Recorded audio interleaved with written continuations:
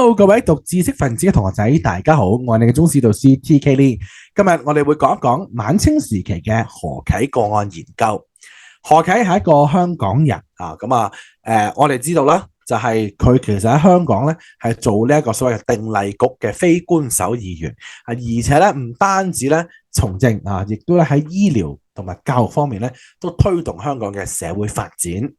咁但係咧，我哋話啦，何啟咧。佢唔單止係立足香港，更加好似個 syllabus 或者係懷抱中國，所以你讀何啟咧，要知道佢香港同埋中國嘅事蹟。咁我哋話啦，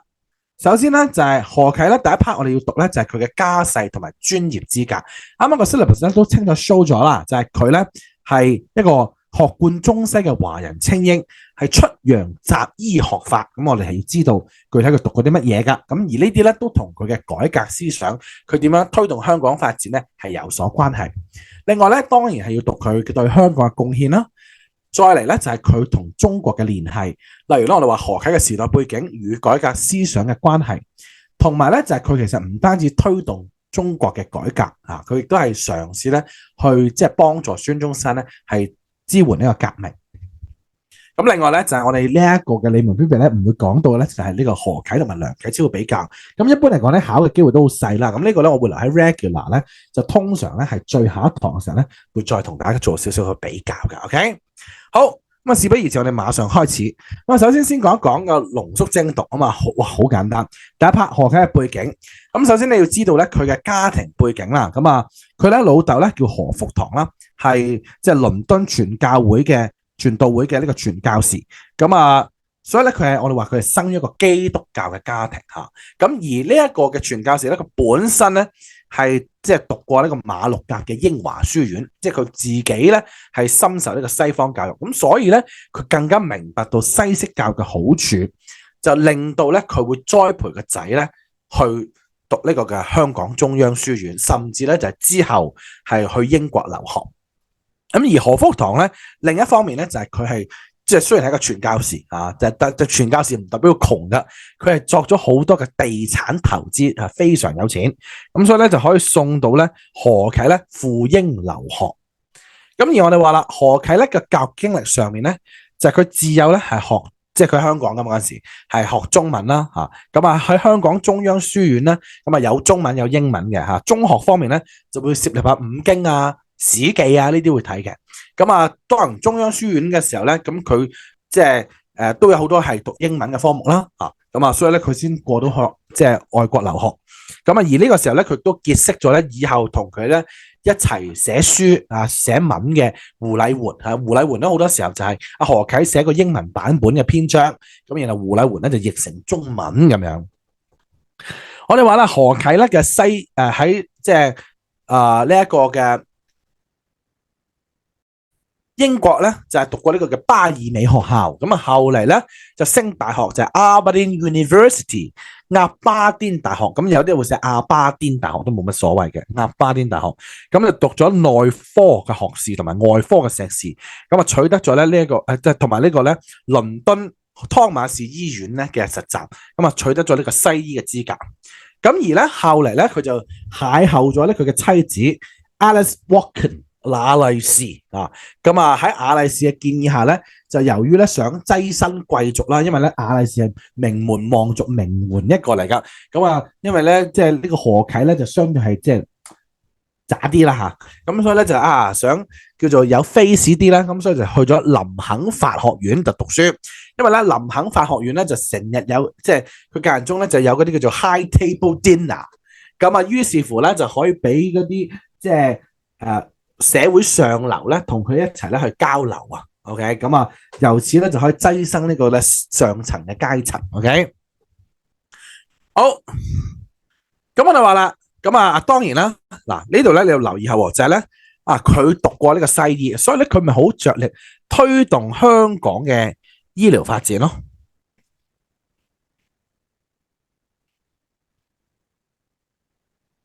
係嘛？咁啊另外啦就係佢過呢個法律所以咧佢想改良中國嘅司法啦，而佢呢啲西學嘅經歷，讀西學嘅經歷，亦都係令到佢對中國改革有想法，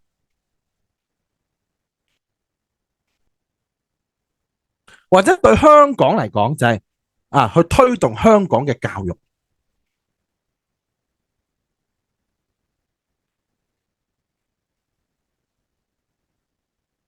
OK，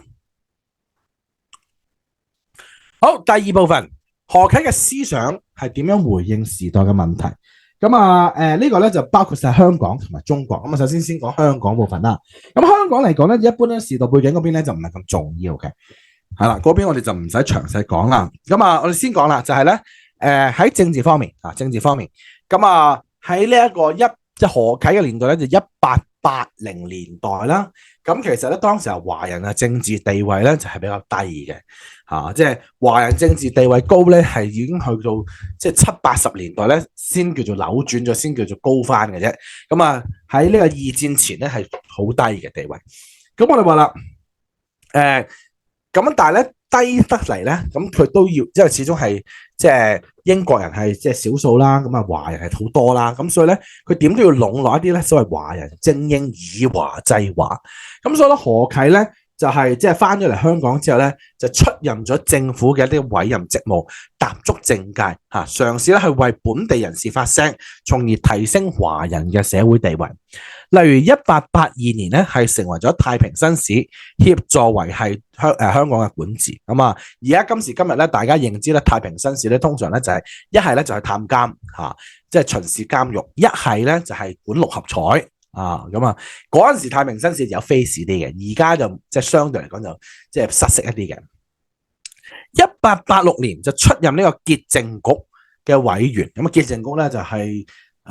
1935年嘅時候咧就變咗叫市政局咁潔淨局咧就爭取咧係呢個刪去咗公共衛生條例限制房屋空間嘅一個條文。喺1894年咧，1890年到1914年咧，係長達24年嘅期間咧，係連任咗幾屆嘅定例局非官守議員。咁特別要講下咧，就係佢係1898年咧，當時候咧商人喺宋皇台放炮採石，咁何啟咧係發動咗咧所謂保衛宋皇台運動，促成咗保存宋皇台條例咧嘅通過。同學咧一定要搞清楚係保存宋皇台條例經過條例2022年咧係有考過，而且當年咧嗰個 point 咧5分就係問文化保育。呢一度咧考評局係真係會捉，因為有好多同學咧就寫保育宋皇台啦，保護宋皇台咧都會扣1分2分噶。OK， 好而針對咧就係即係開埠初年咧，香港呢個醫療水平低落啦，一嚟就係醫院唔夠啦，特別係講緊當時啲華人咧，其實就即係冇乜點樣接觸過西學，所以佢哋好抗拒西醫1894年嘅即係應該話咧，就係其實佢哋咧通常咧如果有大病咧，就會去呢個東華醫院嘅廣福義祠做咩咧？就係等死。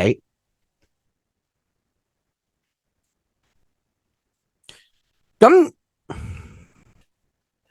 所以咧，其實就個醫療環境就唔好啊。1894年嘅時候，鼠疫咧更加咧係有2500人咧死亡。呢樣嘢咧，其實就威脅到英國人啊，因為咧華人咁多人，隨時係傳染俾啲英國人啊。所以咧，其實係令到呢一個英國即係港英政府當時候咧係想接咗呢間嘅東華醫院。不過咧就何啟咧喺1896年嘅時候咧，佢就即係因為佢作為華人啦，佢都明白即係華人係想要有東華醫院嘅，佢就嘗試咧就係即係提出一啲改革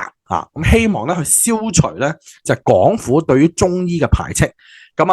另一方面咧就係喺東華醫院咧開始慢慢引入西醫嘅治療，令到華人咧開始接受到呢一個西醫嘅治療。此外咧，我哋話啦，1887年喺呢一個雅麗氏病逝之後咧，其實何啟咧其實係幫佢起咗間雅麗氏紀念醫院。呢間醫院咧就係為貧困華人提供咗西醫嘅治療，亦都咧係作為咧就係即係當時候咧何啟啦所即係籌辦嘅呢個所謂香港西醫書院嘅實習基地。1904年嘅時候咧，又有雅麗氏紀念產科醫院，咁樣減少咗咧就係因為懷孕而難產嘅呢個事故啦。咁啊1911年咧，亦都係促成咗廣華醫院嘅建立，咁啊促成呢一個咧九龍華人咧去就醫。咁啊啱啱提到咧就係阿何啟咧就創辦咗呢一個嘅西醫書院啊。西醫書院咧其實佢最出名嘅學生咧就叫孫中山啊，佢孫中山就係佢學生啊，所以咧我哋話何啟同孫中山咧有聯繫，甚至何啟支持孫中山嘅革命。咁我哋話啦，就係當時候咧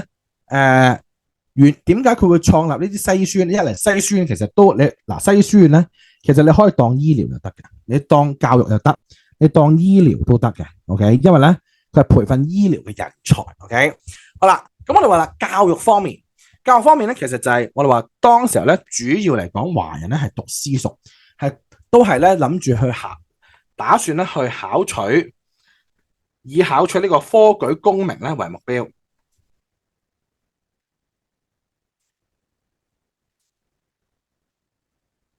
咁咧，所以西式教育咧係未普及嘅啊。咁啊，而咧我話何啟咧當時咧就促成咗呢個所謂即係香港西醫書院啦。咁跟住佢嗰陣時自己親自係教呢個法醫學同埋生理學20年，又創辦呢個聖士提反書院，贊助呢一個聖士提反女子中學。咁啊，甚至咧就係即係知道當時候咧，因為香港冇一個綜合型嘅大學啊，嗰陣時。所以咧就喺1912年嘅時候咧就促成咗呢一個咧，即係佢應該係佢其中一個咧提倡興辦香港大學嘅人。咁啊就主張咧三院制。咁啊咩叫三院制咧？就係咧將呢個香港西醫書院、香港工學院，就再加埋咧加多呢個香港工學院都係本身有嘅，就再加多個新起一個文學院。就用一個三院制嘅模式咧，就促成咗 the establishment of the University of Hong Kong 香港大學嘅建立啦。OK， 咁啊並且咧佢係即係好努力咁樣呼籲各界籌款。好，咁呢個咧就係何啟嘅香港方面嘅貢獻。好，跟住我哋講一講何啟對於改革中國嘅一啲理念。首先呢啲嘅理念咧，當然係萌生自咧，就係因為當時晚清咧面對內憂外患，外有列強交侵，內有民變四起。咁而我哋話啦，當時候咧晚清朝廷咧其實係有嘗試推行啲改革嘅，例如洋務運動啦。咁但係大家都讀過洋務運動咧，就知道咧洋務運動咧係強調中學就為體，西學就為用，淨係着重咧所謂船堅炮利。咁就欠缺咗咧政治啊或者制度方面嘅改革。咁咧其實對於當時候即係我哋話去到1880年代咧嘅時候咧，其實有好多即係我哋話後嚟叫做維新分子嘅人咧，已經開始咧覺得係即係咁樣改革咧係唔全面，係唔會成功嘅。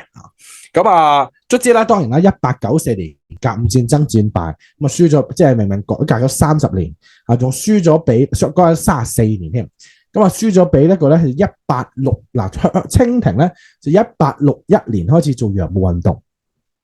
日本嘅明治維新咧就1868年，咁啊遲咗成即係7-8年㗎。咁啊竟然間中國早過佢改革啊，但係最後咧係輸俾呢個所謂嘅罪爾小國。咁所以咧呢啲咧其實都係令到當時啲知識分子咧就會諗，其實即係船堅炮利真係淨係重船堅炮利呢啲咁表面嘅嘢咧係唔足夠嘅，係真係要咧深入改革。咁我哋話啦，嗱阿何啟咧嘅諗法上面咧，佢就覺得，因為咧佢係讀過啲西方嘅天賦人權論啦，亦都咧係加埋咧就係所謂中國嘅孟子嘅民本論。即係所謂民為貴，社稷次之，君為輕，所以佢提出所謂民權思想，認為統治者咧一定以民為本，尊重同埋維護眾人權利。佢認為咧秦代以來咧軍權太過高漲，係令到咧即係國民咧過於被動，咁由此咧係令到國家衰敗。所以咧佢進而咧係提出要民權救國，喺新政真詮入面咧係提出民權在，則其國在；民權亡，則其國亡。咁呢度咧，我哋可以咧，甚至係用即係佢同曾紀澤同埋張之洞嘅論證咧，再深化咧關於伸張民權呢個 point 㗎。咁啊，啱啱都有講過啦，即係佢哋係即係其實係唔係咁認同洋務運動嗰種咧，就係重船堅炮利啊、中學為體啊、西學為用嘅思想。咁而我哋話曾紀澤咧就係曾國藩個仔，咁佢咧其實都係一個洋務派嚟嘅。咁啊，佢曾經咧就提出過所謂中國先稅後省論。咁啊，入面咧就講到係軍備外交先行，其實咧都係咧即係着重器物層面嘅改革，咁就唔着重制度啦。咁啊，所以咧何啟咧就發表咗所謂爭論書後，係抨擊呢一種軍備外交先行論咧係本末倒置，提出咗咧中國衰弱嘅主因咧係內政不修，應該要以民政為本，軍政為末。既為君主之國，就應該保民利民，取得民心。你發覺咧，其實我哋啱啱講嗰嚿嘢咧，同呢一嚿嘢咧係差唔多嘅。OK，所以其實咧問你咩曾國藩啊、張之洞嘅論爭咧，其實都係你都係照懟翻嗰啲民權嘅嘢落去就得噶啦。OK，好啦，咁張之洞咧就佢個勸學篇咧就話啦反對民權啦，認為會廢官權。咁而何啟嘅勸學篇書後咧就強調。中國其實自古咧就有民權噶啦，咁而且咧呢個英法咧係近世咧都係即係提倡民權，咁但係英法咧非常之強勁，反映咗咧民權咧同個所謂官權咧係並唔衝突嘅，係呢一個保障民權咧先係救國之本。OK。好，第二啦，咁我哋話啦，嗱，首先你嘅留意呢兩個 point 係打通咗噶嘛，係咪？我哋話啦，何啟咧提出呢個嘅君主立憲同埋代議政制，呢個咧係 based on 伸張民權呢個 point 嘅 ，OK？ 即係咩意思啊？即係話咧，其實君主立憲同埋代議政制咧係伸張民權嘅一個具體嘅方法，上面咧只係一個思想嚟嘅啫，即係得個噏字。但係下面嗰個咧就真係可以做出嚟嘅，即係你話伸張民權唔係得把口噶嘛，咁你點做出嚟啊？就係君主立憲、代議政制。OK， 何啟咧抨擊君主專制即係張之洞咧嘅勸學篇咧，入面提到三綱五常啦講就咩什麼君為臣綱夫為妻綱、父為子綱嗰啲嘢，但係咧。何啟就話啦，係有違人道噶，好多時候咧，即係呢個中國咧就係因為君主獨裁搞到咧個人私心咧而造成不公。佢更加提出咧就係所謂欲復民權，須由君上。OK， 咁咧係應該由由於即係呢一個中國咧始終行咗咁多年嘅君主專制咧，唔可能話貿然咧就不能貿然咧。就改為民主共和政體，所以佢就認為咧，其實係應該係由君上皇帝開始帶領效法呢個英國嘅立憲，將皇帝咧變成虛君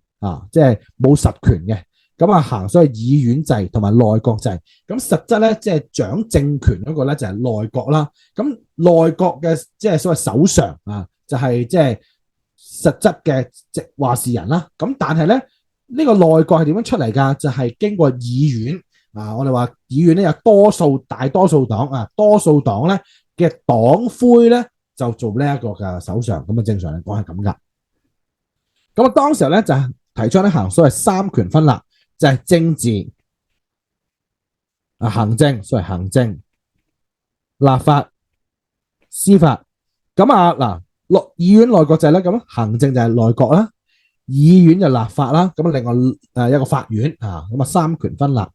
咁而宰相咧就係由呢個省議員推舉下轄八部。我啱啱講嗰個即係通常黨魁咧就係英國嗰邊係咁樣，但係咧何啟個主張咧就係宰相係由省議員推舉下轄八部，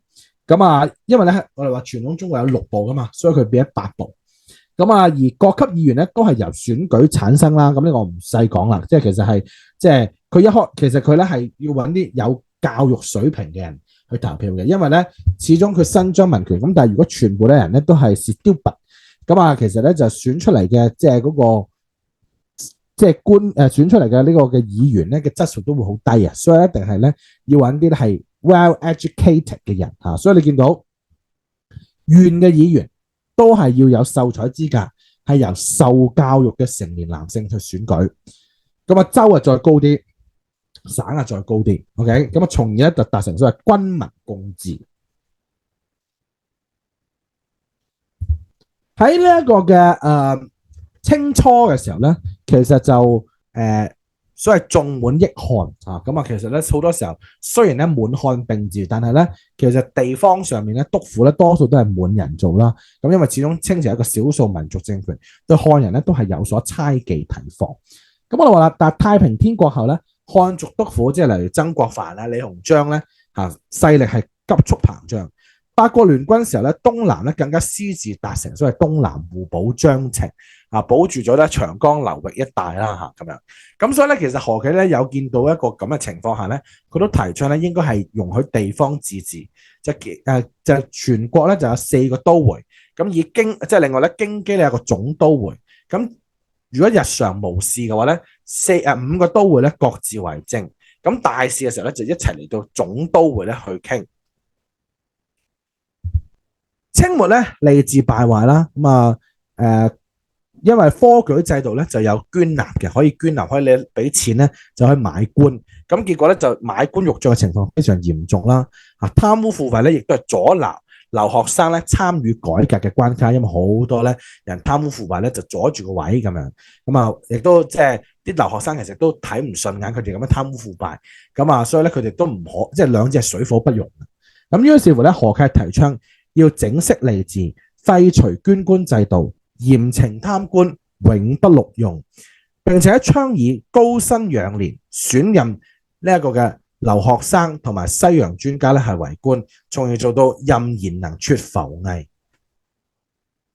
面對住晚清司法不公，你唔好唔記得何啟係咩人啊？佢係一個律師，佢喺呢一個嘅林肯法學院度畢業噶，咁所以咧佢面對住中國未審。唔係未審先判咁簡單，係未判先刑啊！未審先判都輕劇啦，係未判先刑，嚴刑逼供啊！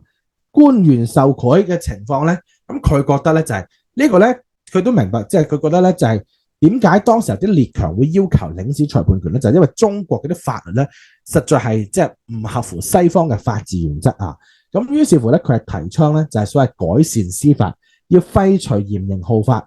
呢個第一點，第二點就係改善監獄環境嚇，要保障人權。第三點咧就係要有呢個律師制度。第四點咧就係陪審員。咁律師制度好簡單啦，就係因為啲犯咧其實通常都唔識得辯護噶嘛，咁好容易講錯嘢，咁所以咧請律師。咁陪審員亦都好簡單啦，就係咧即係如果一個法官一個官去判嘅話咧，咁其實好容易會徇私枉法。咁陪審員去判咧，咁多人即係好幾個人一齊判嘅話咧，咁相對嚟講咧，會對個犯咧係公平公正一啲。好，跟住講一講教育方面。咁教育方面咧，我哋會見到咧何啟嘅思想咧就係專門教育同埋大眾教育啦。咁首先咧先講一講啦，就係咧何啟咧係認為呢個經庫詩史咧係一個浮學啊。咁呢個真係好老實講，咁就係因為咧，即係當時候咧，始終啲人都係考科舉，而科舉咧讀嘅係四書五經，咁要考嘅咧係一個八股文，八股文咧係所有格式啦、段落啦、呢個字數啦、修辭咧都有一定嘅規定。咁而且最重要係咩咧？係八股文咧係要求代聖人立言，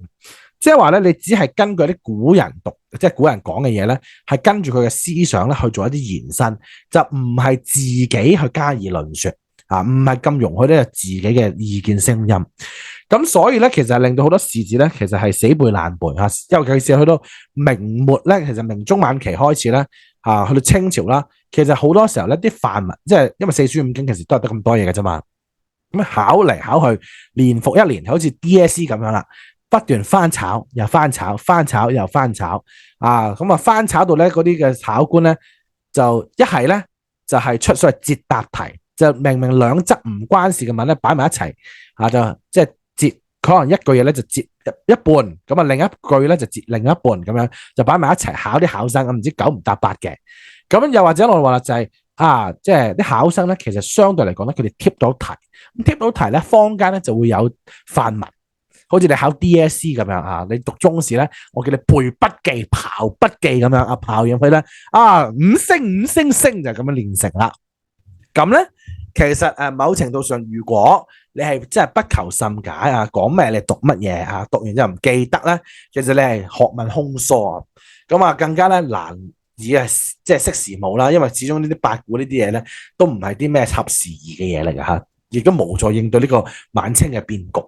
咁所以咧，何啟就認為咧，經庫詩史呢啲係浮學嚇，應該咧去讀西方嘅天地人學，咁啊係啲實學。咁啊，應該咧係先學中文，再專注一科實學，去培養咧係即係呢個嘅專業嘅人才。另外咧就係大眾教育方面，咁啊，因為咧就係科舉咧，其實本身嗰個佢有4層啦，同鄉會見，每一層咧取錄嘅名額都唔多，咁所以咧其實好難向上流動啦。咁啊，而且你讀卜卜齋咧，你太窮，其實都難讀到卜卜齋啊。咁啊，新式教育咧又唔普及。因為好多時候咧都係收官員子弟，咁所以咧佢就提倡咧，其實應該咧即係教育救國嚇，咁啊，所以咧點解嗱佢喺香港開咁多學校啊？佢都提倡咧中國咧應該即係府州縣咧應該廣設學校，聘請留學生為教師，就係因為佢想加強普及教育，係嘛？咁啊，青年強則國家強啊嘛，係咪啊？咁啊，更加提倡咧就係喂，其實唔應該咧設考試名額嘅。咁因為喂你合格你就合格噶嘛，係咪？咁你設名額嘅話咧，就會即係令啲合格嘅人咧，就俾人篩選咗，咁其實就會減少咗人才啊。咁啊合格你就應該俾個憑照佢咁樣 ，OK？ 好，經濟方面，咁啊當時候咧，中國係經濟枯竭啦，因為我哋話戰敗咧賠款，南京條約就賠咗呢個2100萬兩銀元啦，跟住然後北京條約咧。又有16萬啊，就800加800，咁去到呢一個嘅馬關條約咧，已經係成2億噶啦。咁我哋話啦，咁啊戰敗賠款咧，咁啊加上咧就係後嚟就分割啲鐵路同埋礦山嘅利權，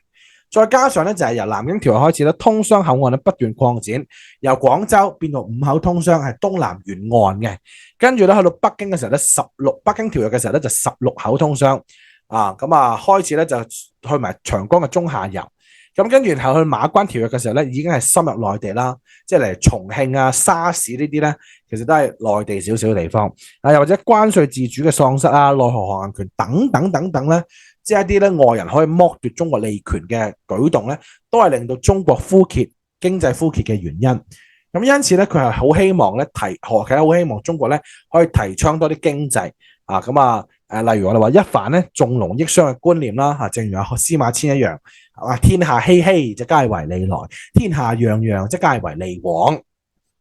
認為咧天下之利莫大於通商，應該咧增設商部振興商務增設商部振興商務，哇，好押韻批評呢個官督商民咧與民爭利應該咧係讓商人咧以招股成辦企業，又或者咧係與佢洋商合股。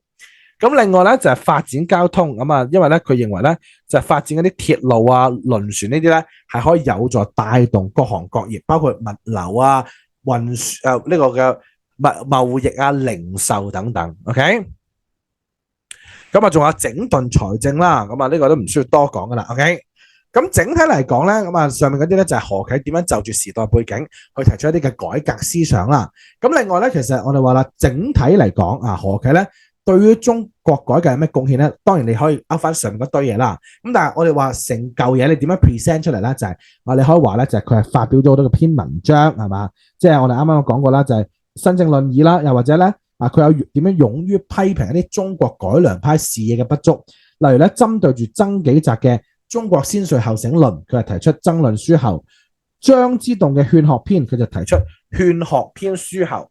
甚至我哋話啦，除咗洋務派之外咧，其實佢都有回應維新派嘅。其實佢個觀點係比較近維新派嘅，但係佢都有回應呢一個嘅維新派噶。即係例如咧，何啟咧係有康說書後，咁咧就回應咧康有為咧喺呢個保國會激情嘅演說，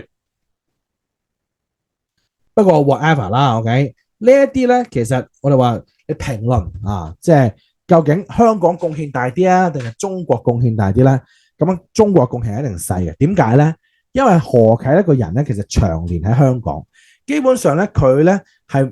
如果一生人啊，係得唔夠一年嘅時間咧喺中國內地嘅啫。咁啊，而且咧就係佢都係發表下文章啫嘛，所以其實清政府咧冇真係好重視佢嗰啲改革嘅文章啊，冇採納到，咁啊，所以咧係影響甚微。而至於改革方面咧，咁啊，我啱啱講過啦，就係佢學生咧就係喺新一聲先生孫中山先生，咁啊原因因為咧，我哋話即係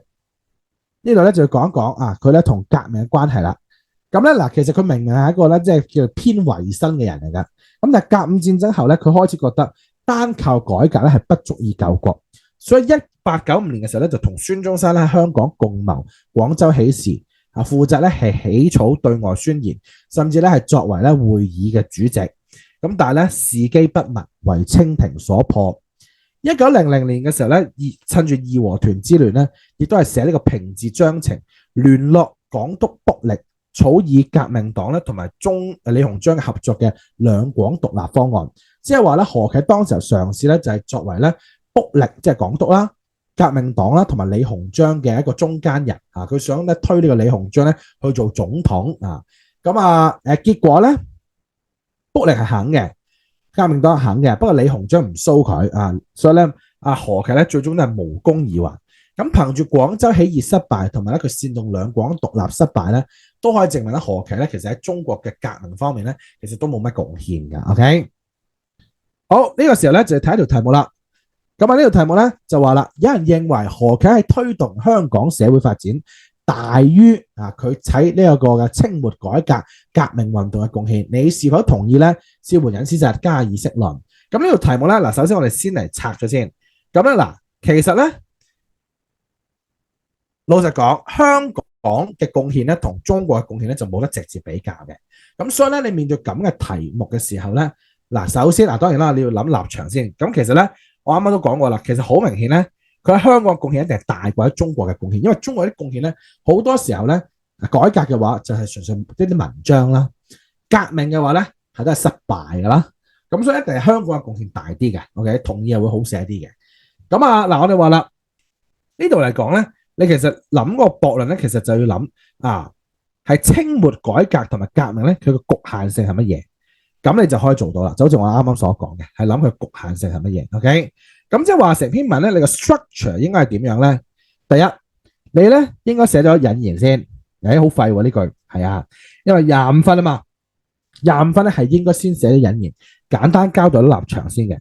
咁跟住第二樣嘢咧就先講香港嘅貢獻。咁香港貢獻咧嗱，最基本咧可以拆3段啦。咁咧我哋咁樣拆或者我咁樣寫 A、B。好啦，呢個 A1、B 好啦，第二段咁你可以先寫咗咧例如喺政治方面啦，係嘛，或者我哋話文物保育方面啦，何啟嘅貢獻啦，跟住咧再寫咧就係醫療方面嘅貢獻啦，再寫就係教育方面嘅貢獻啦。嗱咁樣咧，你開咗3段先。咁一般嚟講咧，其實 DSE 咧，